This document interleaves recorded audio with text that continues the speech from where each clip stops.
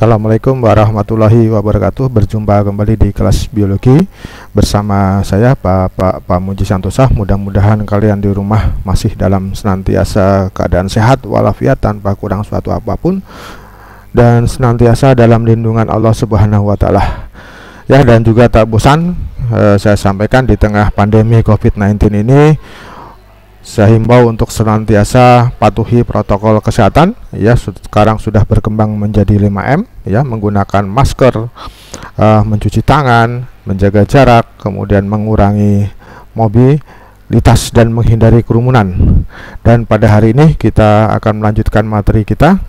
Ya, kita sudah berada di ujung, ya, kelas 12, yaitu kita akan masuk kepada materi tentang mutasi. Ya, mutasi ini sebetulnya sederhana saja pengertiannya, yaitu perubahan yang terjadi pada materi genetik kita. Dan saat ini banyak, ya, film-film animasi, ya, yang berkembang idenya dari konsep mutasi ini, ya. Ada film Spider-Man, ya, ada film Kura-Kura Ninja, dan ada film ini, ya, Wolverine, X-Men, ya. Ini semua film-film populer yang backgroundnya, idenya itu berasal dari konsep mutasi, ya. Namun perlu kalian ketahui bahwa perubahan pada materi genetik sampai saat ini belum ditemukan yang menjadi individu menguntungkan bagi si mutan. Mutan itu adalah individu yang mengalami mutasi.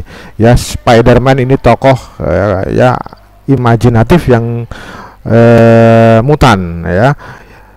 Kura-kura ninja ini juga mutan, ya. Wolverine ini juga mutan. Tapi ini adalah tokoh imajinatif, seolah-olah menjadi individu yang super. Nah, sampai saat ini belum ada riset tentang mutasi yang menghasilkan individu-individu yang lebih baik. Ya, mutasi yang dilakukan itu kebanyakan menghasilkan individu-individu yang lemah, ya, yang lemah. Jadi sekali lagi, hasil mutasi yang menjadi individu yang super itu hanya imajinatif, ya.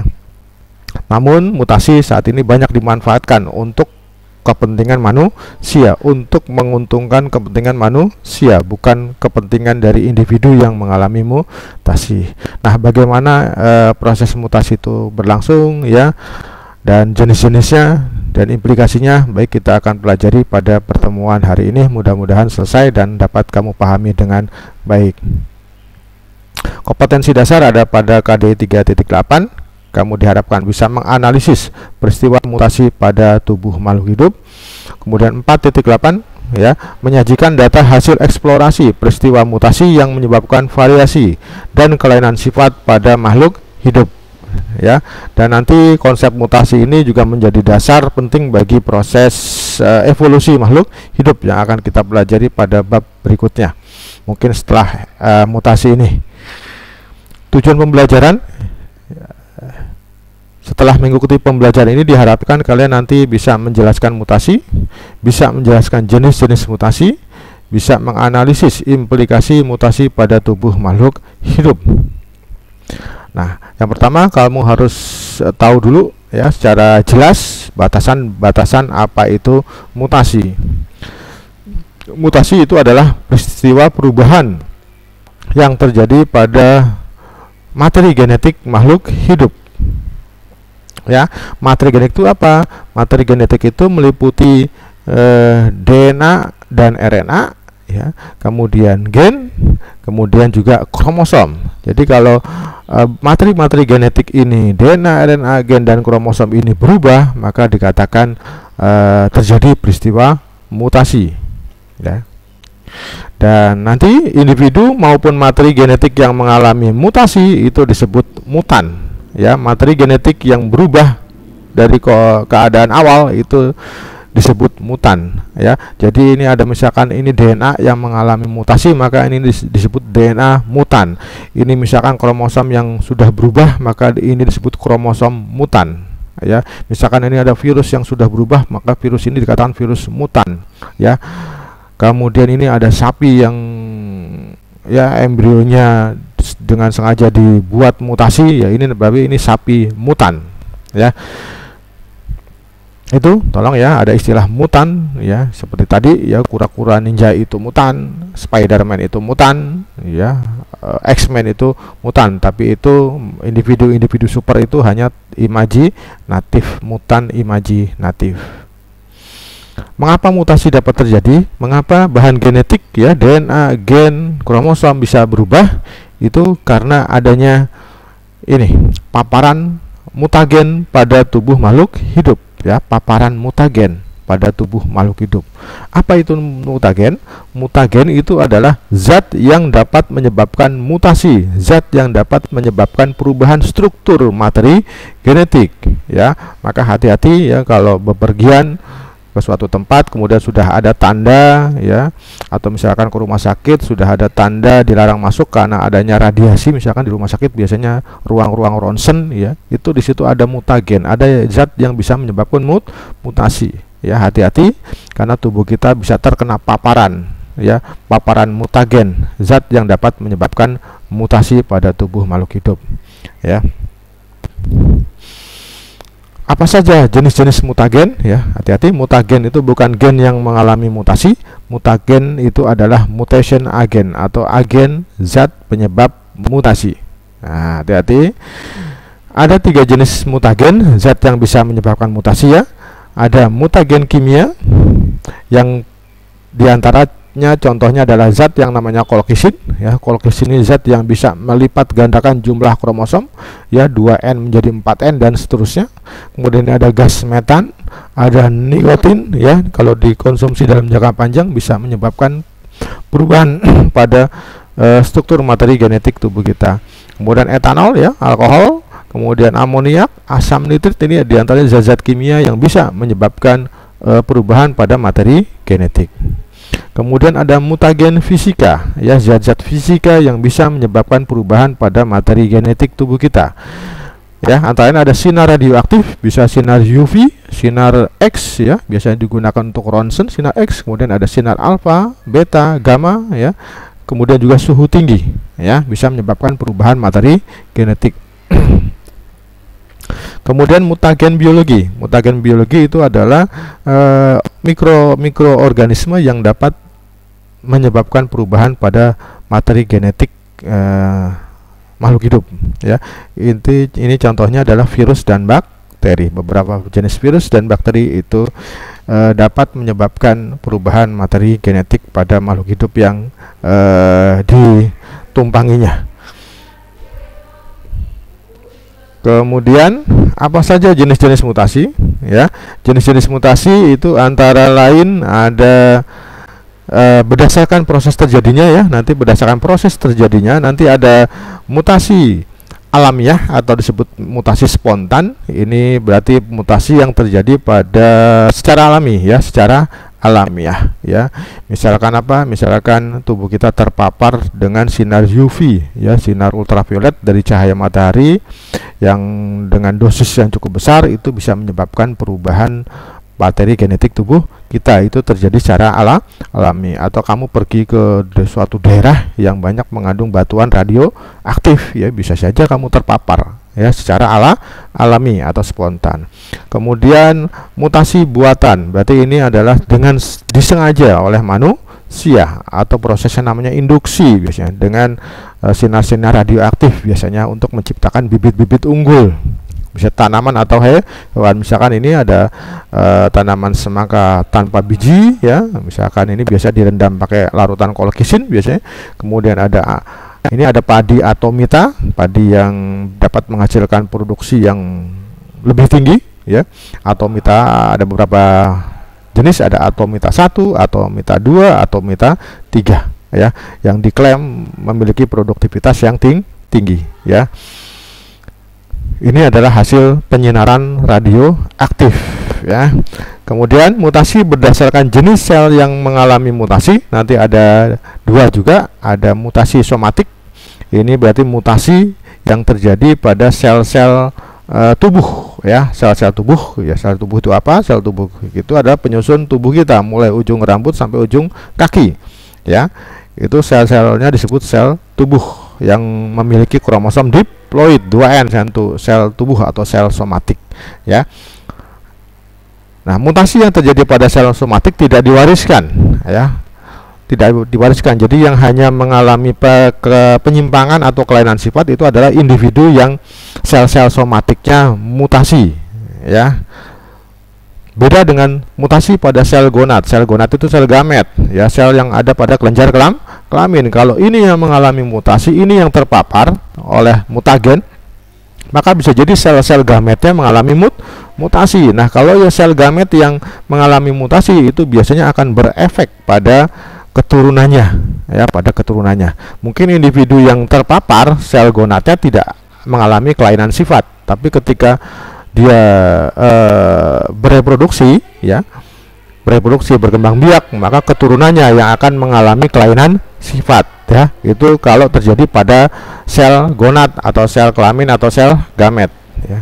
Kemudian jenis mutasi berikutnya berdasarkan materi genetik yang mutasi, ya, berdasarkan materi genetik yang mutasi. Nanti ada yang pertama ada mutasi gen atau mutasi titik atau point mutation, ya. Kemudian mutasi kromosom, mutasi yang lebih besar skalanya. Nah, sebetulnya akan kita bahas berikutnya yang lebih detail itu adalah ini tentang mutasi gen dan mutasi kromosom. Mudah-mudahan sampai di sini bisa dipahami dengan baik, ya. Kita lanjut, ya. Kita bahas tentang mutasi gen, ya. Mutasi gen. Ini mutasi gen, ini adalah perubahan yang terjadi pada urutan basa nitrogen rantai DNA atau pada rantai RNA. Ya, tolong ini yang saya tebal ini hurufnya ini menjadi kata kunci, ya, dari mutasi gen. Jadi perubahan yang terjadi pada urutan basa nitrogen, bukan pada urutan gen. Hati-hati, biasanya menjebak soal, ya. Jadi sekali lagi mutasi gen adalah perubahan yang terjadi pada urutan basa nitrogen. Kita tahu basa nitrogen ada 4, ya. Ada guanin, adenin, timin, dan sitosin, ya, atau A, G, T, C, ya. Masih ingat pelajaran substansi materi genetik, nanti dilihat kembali, ya. Implikasi mutasi gen, ya. Implikasi atau akibat dari mutasi gen ini biasanya jarang terlihat atau jarang terekspresikan karena beberapa faktor. Yang pertama bisa jadi perubahan yang terjadi, ya, itu terjadi pada bagian non gen dari DNA, ya. Kita tahu DNA kita ada bagian gen, ada bagian non gen. Nah, basa nitrogen yang berubah adalah basa nitrogen yang menyusun bagian non gen. Nah, kalau itu tidak masalah, ya. Perubahan atau yang kedua, kenapa tidak terlihat atau jarang terlihat mutasi gen yang kedua bisa jadi karena perubahan yang terjadi itu pada gen yang resesif, A besar A kecil. Nah, yang basa nitrogen yang berubah itu basa nitrogen yang terdapat pada gen A kecil, ya, tidak akan menghasilkan sifat yang terekspresikan, ya, karena yang terekspresikan gen A besar tidak mengalami mutasi, misalkan seperti itu.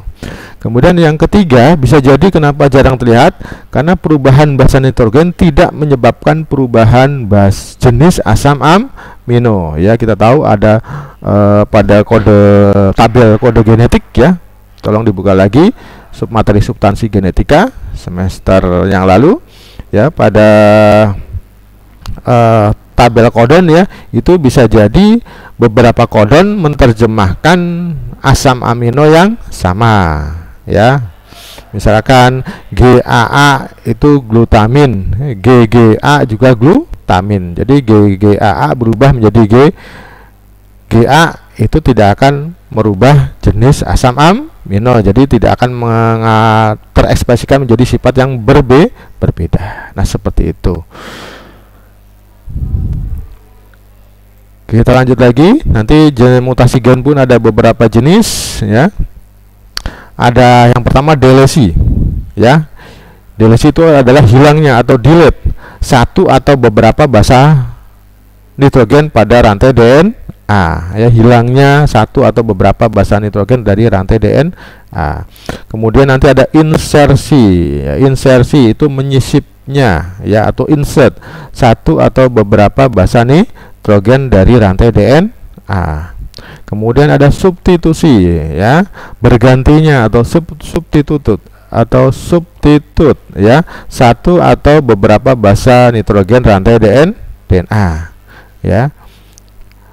Substitusi nanti ada dua macam, ya, yang terjadi perubahan ini yang berupa penggantian basa nitrogen itu ada dua, yaitu nanti ada transisi, pergantian dalam satu golongan, ya, misalkan basa purin G diganti oleh basa purin yang lainnya A, G diganti A, karena masih dalam satu golongan purin, maka dikatakan substitusinya berjenis transisi. Atau T diganti C, timin diganti sitosin, ya, keduanya kan masih pirimidin golongannya, maka itu transisi.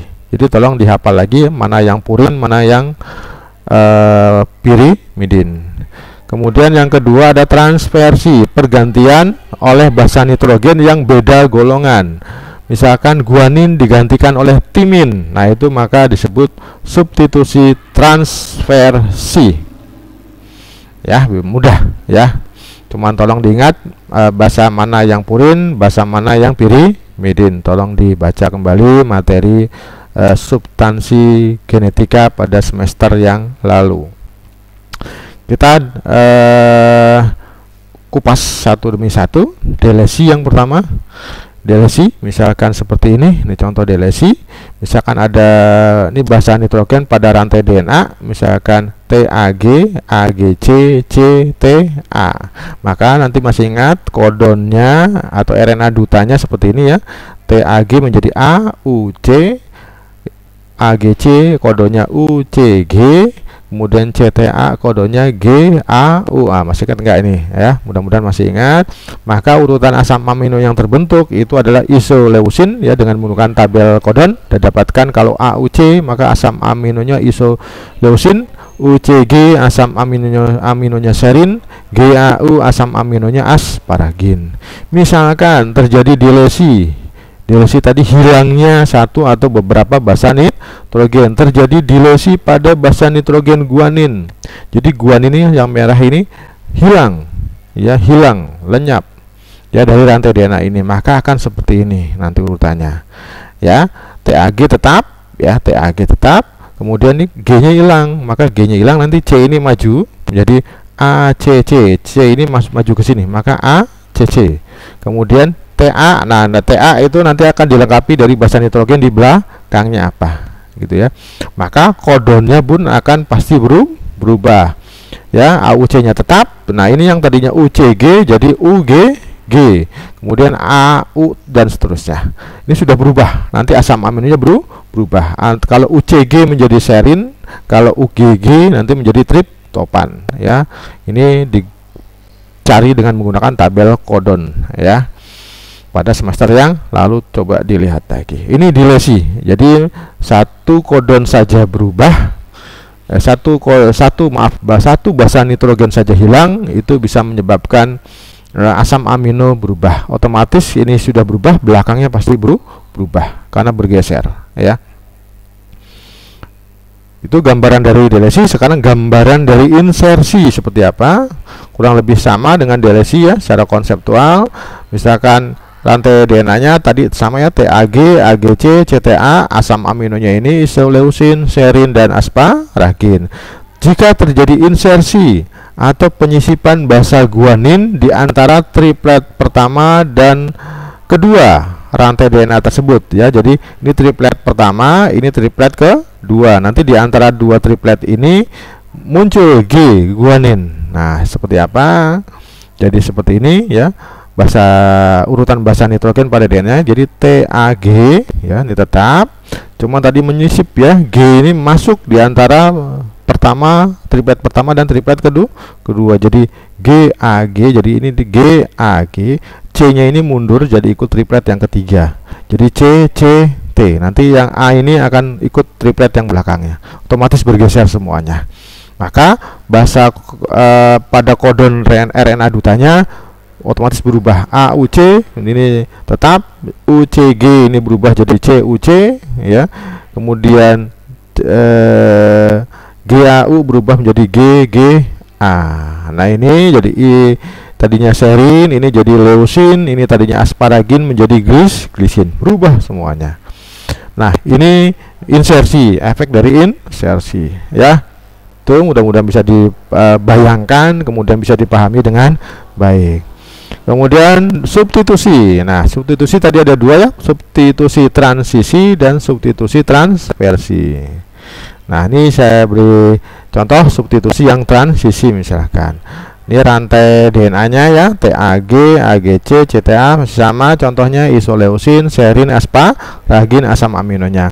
Jika terjadi substitusi adenin A, triplet kedua berarti ini ya, A diganti menjadi guanin.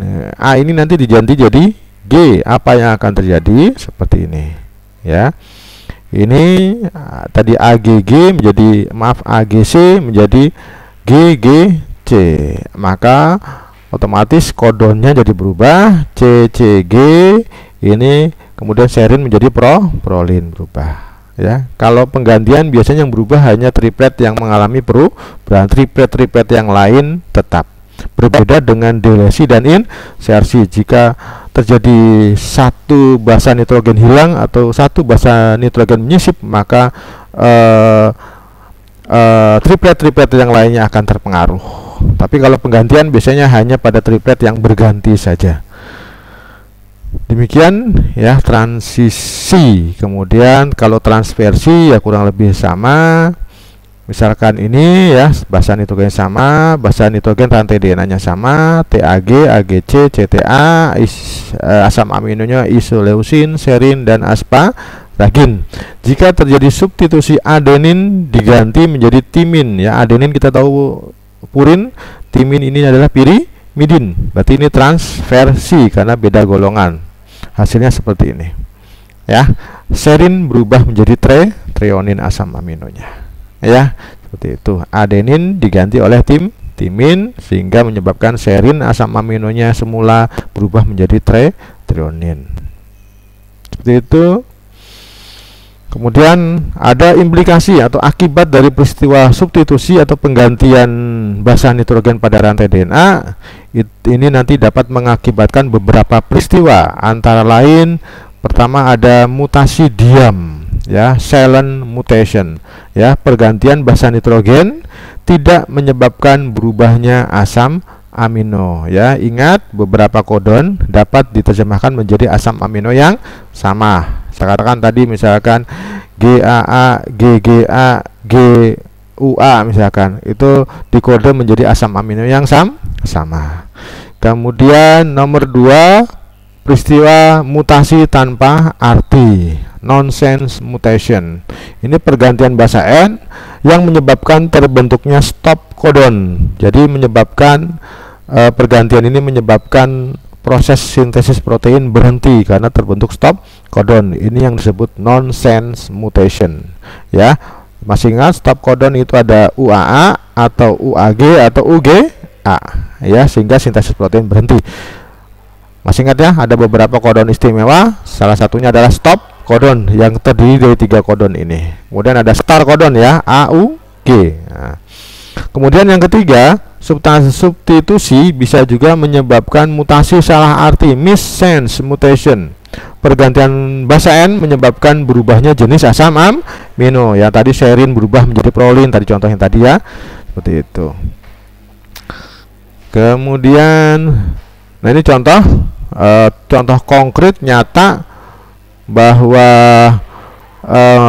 peristiwa mutasi gen itu menimbulkan dampak pada tubuh makhluk hidup. Ini contoh pada manusia bahwa peristiwa substitusi ya, salah satu contoh dari mutasi gen ya, salah satu jenis mutasi gen dapat menyebabkan sickle cell anemia ya, atau anemia bulan sabit, eritrositnya berbentuk bulan sabit ya, di mana penderitanya nanti diharuskan untuk transfusi darah secara rutin ya. Nah, ini terjadi kenapa? Ya terjadi ini kalau normal nih seperti ini ya, basa nitrogen ada basa 1 triplet pada DNA ya, harusnya CTT ya, maka nanti kodonnya jadi GAA. Kalau kodonnya GAA maka nanti akan terbentuk glutamin ya pada salah satu jenis asam amino penyusun protein hemoglobin ya, glutamin. Tetapi ya, ini normal ya, kalau glutamin normal, eritrositnya berbentuk bikonkaf. Kemudian karena terjadi suatu hal, ini biasanya faktor keturunan ya,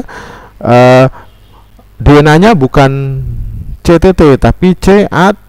Kalau CAT maka kodenya bukan GAA lagi tapi GUA. Nah, kalau sudah GUA maka bukan glutamin asam aminonya ya, bukan glutamin tapi adalah valin ya. Kalau valin, nah ini nanti menyebabkan hemoglobinnya abnormal ya, bentuknya bukan bikonkaf tapi berbentuk seperti bulan sabit, umurnya lebih pendek. Gini, kalau eritrosit yang normal umurnya itu 120 hari ya. Setelah 120 hari kemudian dibongkar, kemudian dibentuk dengan HB baru. Kalau ini hanya 90 hari. Kalau sudah 90 hari dia daya ikat oksigennya sudah rendah ya, sehingga padahal pembentukan itu terjadi 120 hari sekali. Berarti ada waktu 1 bulan dia harus ditransfusi darah, khususnya eritrositnya. Demikian ya. Jadi ini bukti nyata bahwa peristiwa mutasi gen bisa menyebabkan kelainan sifat yang cukup serius. Oke, itu mutasi gen ya, delesi, insersi, dan substitusi. Sekarang kita masuk kepada mutasi kromosom. Mutasi kromosom ini adalah perubahan pada jumlah dan struktur kromosom. Kalau mutasi gen perubahan pada urutan basa nitrogen. Kalau mutasi kromosom ini perubahan pada jumlah atau struktur kromosom. Jadi jumlah kromosom berubah atau kromosomnya strukturnya rusak. Ya, ini disebut mutasi kromosom. Nah, perubahan jumlah kromosom dapat disebabkan oleh beberapa peristiwa. Antara lain adalah ada euploidy dan aneuploidy ya. Perubahan struktur kromosom ya, perubahan struktur kromosom dapat disebabkan oleh adanya kerusakan atau disebut abrasi kromosom ya, abrasi kromosom. Oke, kita masuk yang pertama dulu tentang maaf, ini masih ada satu lagi informasi. Mutasi kromosom dapat menyebabkan perubahan yang nyata pada tubuh makhluk hidup, berbeda dengan mutasi gen ya. Mutasi gen jarang terlihat ya, tapi kalau mutasi kromosom, individu yang mengalami mutasi kromosom hampir dapat dipastikan akan mengalami kelainan sifat.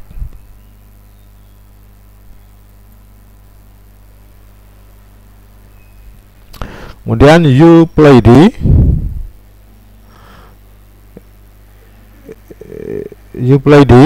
ini adalah perubahan pada semua set kromosom, perubahan pada semua set kromosom.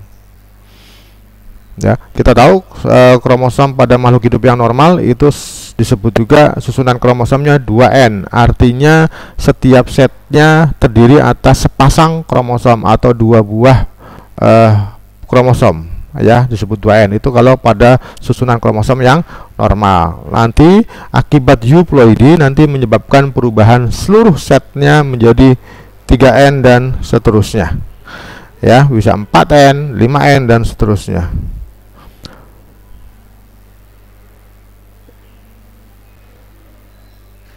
Susunan ya, ini tadi sudah jelaskan. Susunan kromosom normal setiap organisme adalah diploid, yang artinya setiap set kromosom terdiri dari 2 kromosom atau berpasangan ya. Euploidy nanti menyebabkan susunan kromosom berubah dari diploid menjadi bisa triploid, bisa tetraploid dan seterusnya, pentaploid dan seterusnya ya. Jadi ini triploid, jadi satu setnya, kalau triploid satu setnya 3 kromosom. Normalnya 2N itu satu pasang atau 2 kromosom saja. Ini kalau triploid.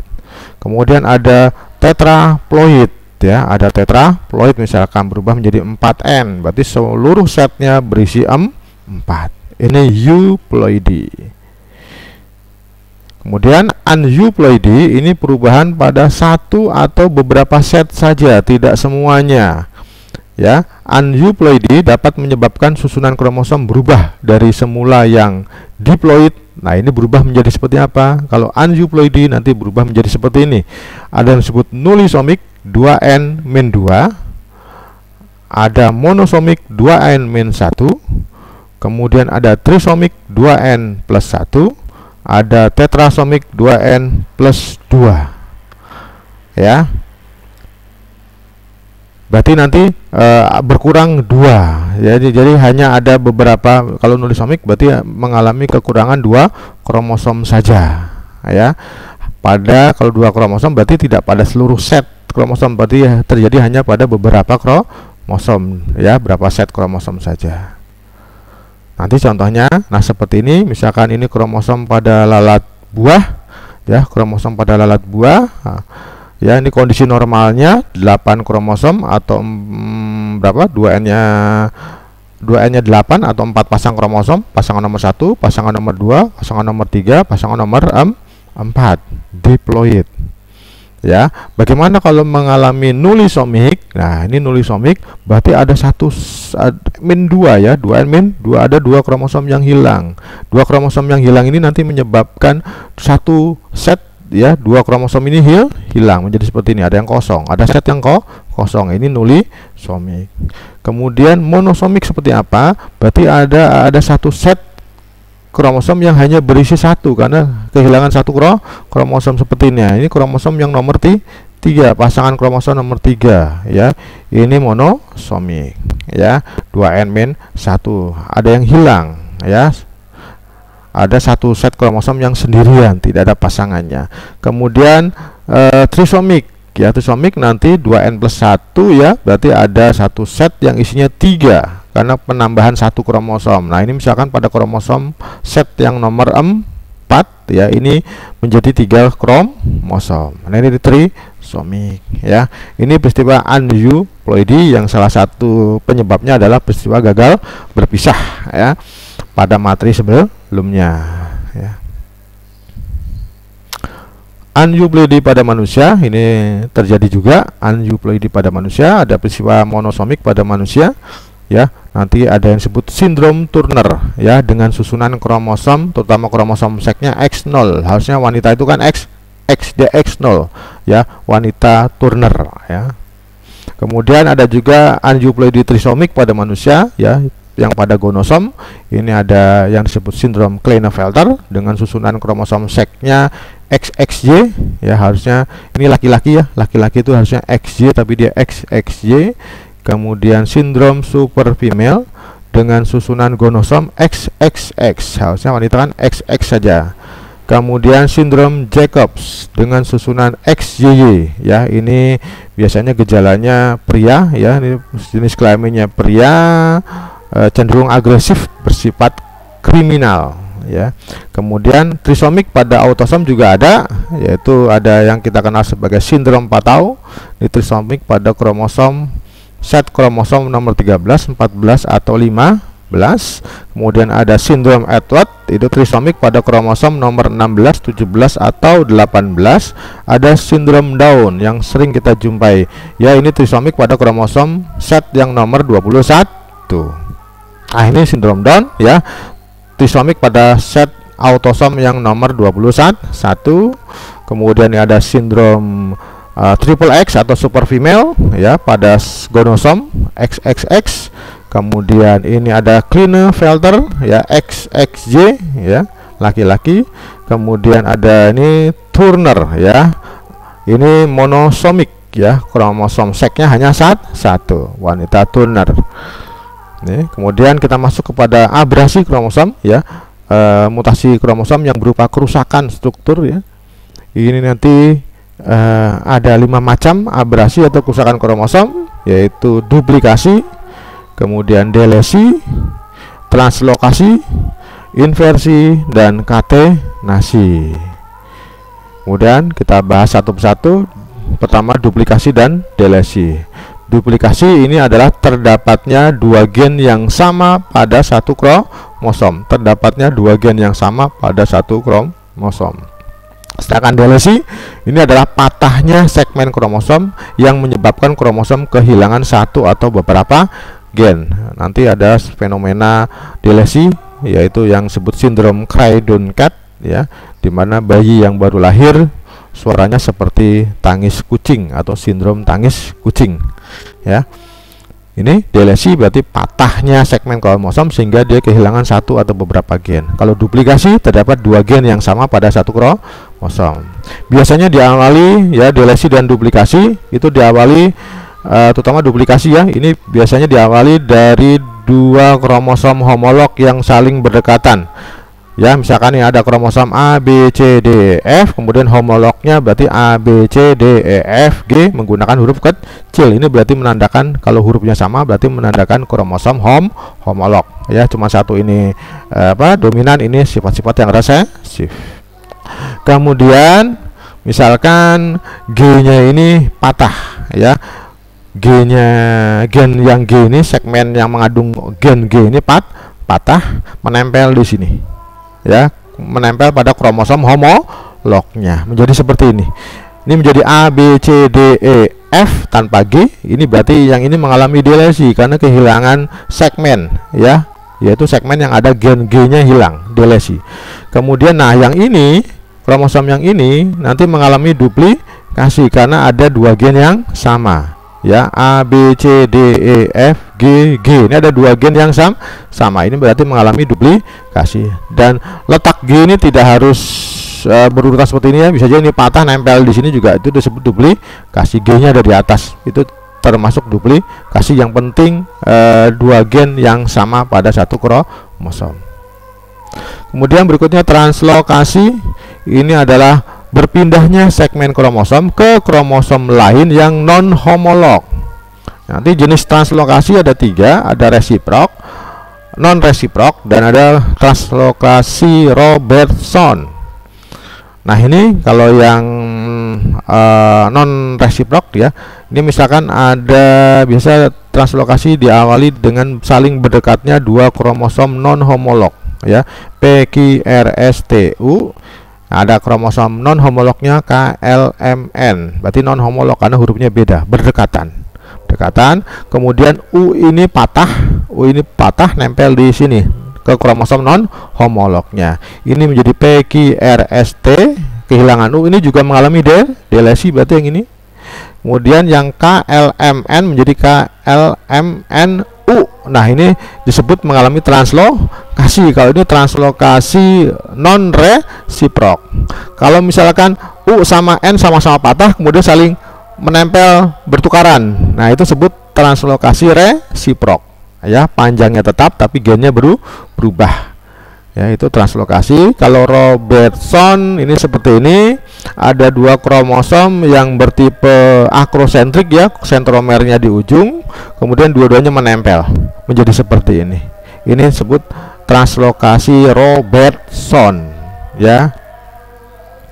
Kemudian inversi adalah berubahnya urutan atau susunan gen-gen pada satu kromosom. Jadi kromosom itu tidak kaku seperti kawat tapi lentur seperti benang, sehingga bisa jadi suatu saat dia saling melilit, kemudian ketika terurai kembali urutan gennya berubah ya, urutan gennya berubah, gennya tetap tapi urutannya berubah, itu disebut inversi.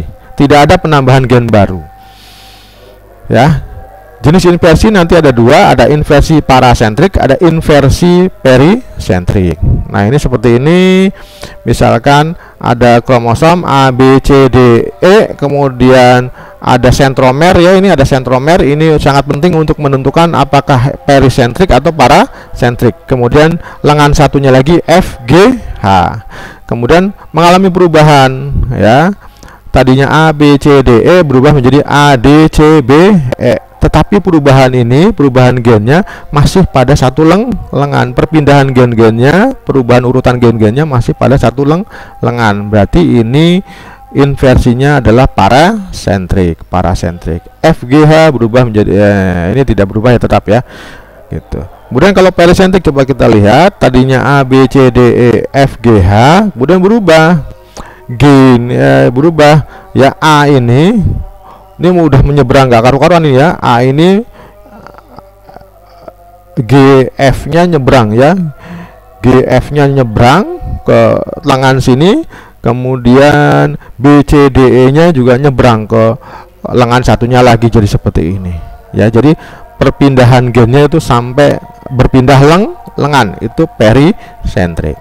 Mudah ya.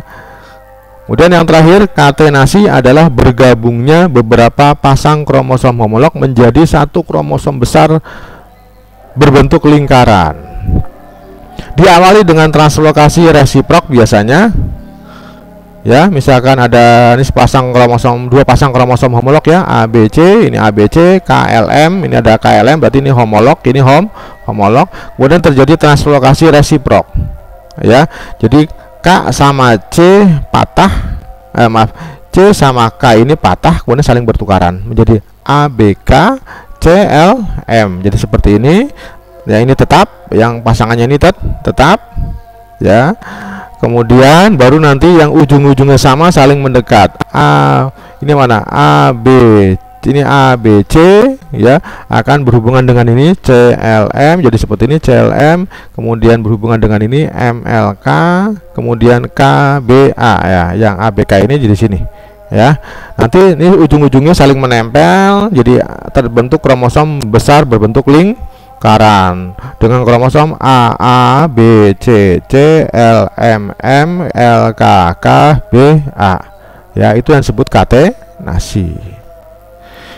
Demikian ya materi kita tentang mutasi, mudah-mudahan dapat dipahami dengan baik. Silakan dipelajari lebih lanjut dengan literasi yang lain, dengan sumber-sumber buku yang lain yang menurut kalian mudah dipahami.